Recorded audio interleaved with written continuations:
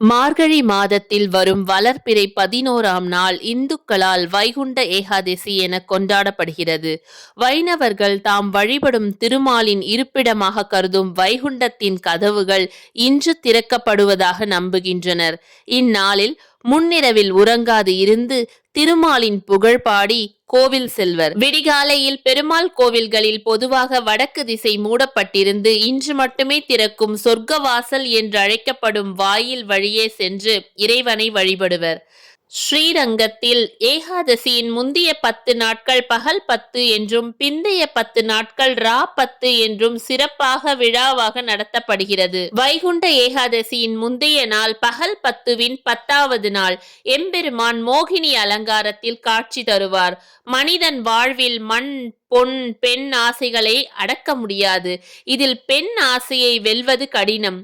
திருப்பார்கடலில் தோன்றிய அமிர்தத்தை அசுரர்களுக்கு கிடைக்காமல் செய்வதற்காக திருமால் மோகினி வேடம் தாங்கினார். இதில் மயங்கிய அசுரர்கள் அமிர்தத்தை இழந்தனர். பெண்ணாசையால் மதி இழக்காமல் இறைவன் காட்டிய மார்க்கத்தில் சென்றால் வைகுண்டம் நிச்சயம் என்பதை பக்தர்களுக்கு ரங்கநாதர் உணர்த்துவதே மோகினி அலங்காரத்தின் தத்துவமாகும்.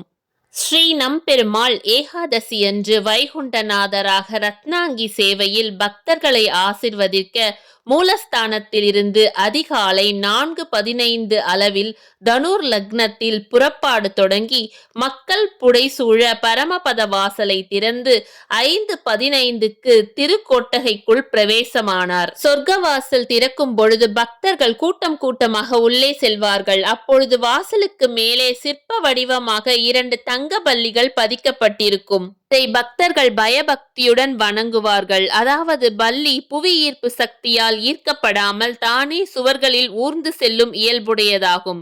அதுபோல பக்தர்கள் உலக பந்தங்களில் பற்று வைக்காமல் விலகி சென்றால் இறைவனின் சொர்க்கவாசல் அவர்களுக்கு கிடைக்கும் என்பதே அதன் நம்பிக்கை. இனி வரும் 9 நாட்கள் ரா 10 உற்சவம் முழுவதும் சொர்க்கவாசல் திறந்திருக்கும். வைகுண்டநாதரை கண்குளிர தரிசித்து அவரது கடாட்சத்தை பரிபூர்ணமாக பெறுவோமாக.